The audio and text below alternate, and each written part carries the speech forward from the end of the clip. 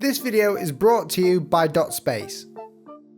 Hey guys, what's going on? It's me, Will Patterson, again with another video, and today I'm going to be showing you and telling you what not to expect from a logo designer. I'm not talking today about what to expect from them, I'm talking about what not to expect from them. So I guess some of you guys will have a bit of a comments war down below after this, but it's all in good fun. I'll do another video about expecting stuff from a logo designer, but this one's just a bit of information for anyone who's looking out there to get a logo designed and you're getting a logo designer or a graphic designer to be hired to do that. So I'm going to list 5 things of what not to expect from a logo designer. The first one is, do not expect a logo designer to read your mind. I'm a logo designer and I've been commissioned by many different companies to create logo designs. Most of these companies being small startups or medium scale rebrands. And something that keeps popping up, not with every client, but quite a few of them, is the expectation that you know what they want. It normally goes something like this. Now, I normally do all my contact stuff on emails and very rarely on Skype because clients see me on here.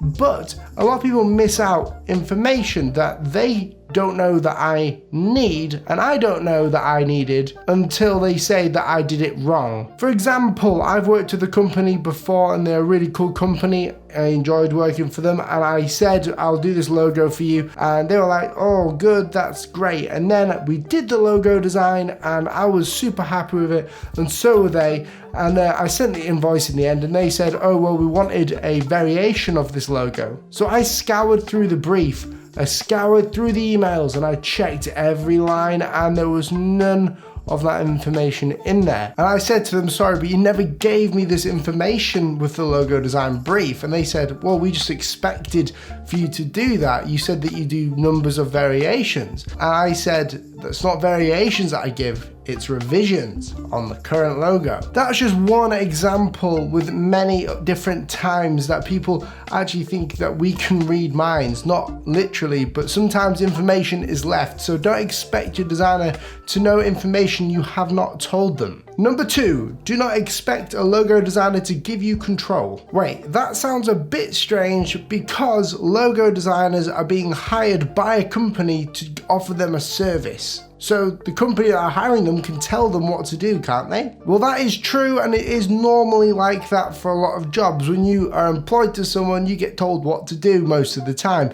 But with logo designs, if you needed to employ us, you wouldn't tell us what to do. When a client wants to take control of your work, I'm talking about when they say that they want something in the work that they want in there just because they want it in there and they want you to go ahead and design the logo like magic. They say that they want to have a flower in the logo or they want to have a certain letter in the logo in a different style, even though they're not the ones being hired to do it. They're just thinking that they're hiring you to produce this logo. A number one question I ask every client before they jump on board with me on a contract or commission is, do you want to take control, or how much control do you want to take over this design? The reason being is because a lot of the time clients are confused. They think that they need to tell you what to do and you just need to design it. And I can understand this confusion because a lot of the time they have never worked with a logo designer in their life and they don't get it. So it's up to us logo designers to not give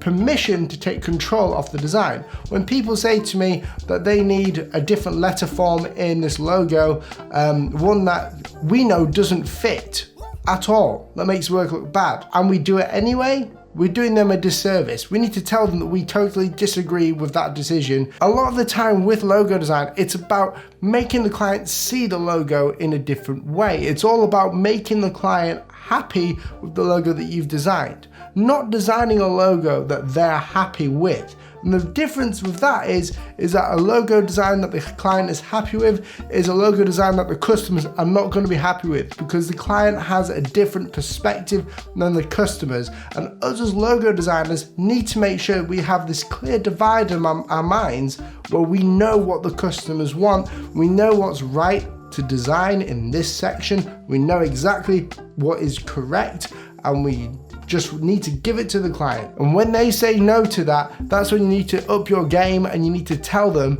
to stop taking control or just to pay up the final amendments. Number 3, do not expect us to do the impossible. I'd love to give some examples of this, but all the time in my work, I am expected to do impossible things. And it's not that they're impossible, it's the fact that they're not possible with design, isn't they don't work right, so therefore it's not possible for me to do something so bad. It might sound harsh, but a designer actually knows what is best for your design work and your logo design, so you are hiring them not just to produce a logo, but to design it, to be the person making this logo look the best. And you have to listen to them, especially when you're asking them to do impossible things like change the shape to this, or do something with this, or make it curved, or whatever, anything like that. Don't expect them to do impossible things. Make sure that when you're talking to a logo designer that they're on board with the decision as well, because they have your best interests at heart. And if you want to help your logo designer do the best work for you possible, then you're best off just asking them if they need any assistance with the work, as in like, do they need any more information? Don't tell them what to do, and always be encouraging and truthful. The 4th thing is, do not expect logo designers to give you a million revisions. By a revision, I mean that when a designer has come up with a great concept and they've designed the logo, we enter what's known as the revision stage, where we revise the logo design in small areas to make it better. When it becomes ridiculous is when the logo design has gone through over 10 revisions.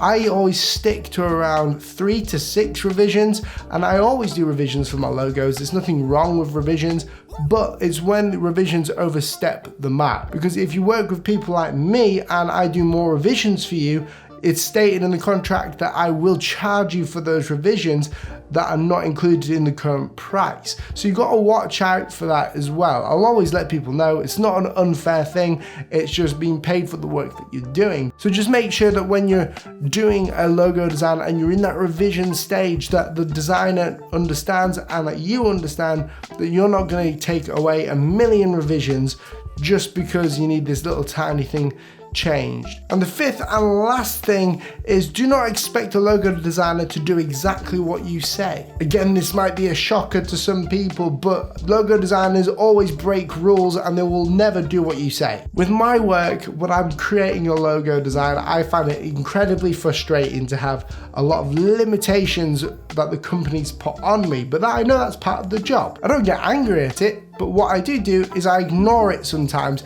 to explore different avenues of creativity. To have a good, healthy expectation of a logo designer is to understand that those rules are gonna break sometimes and they're gonna go off and do different things, but it's part of the creative process. If you enjoyed the video, then click that red subscribe button and that bell next to it so you're notified whenever I upload a new video. Make sure you like the video, follow me on Instagram, and check out my courses down in the link below. Thank you so much for watching, and I'll catch you in the next video. See you soon.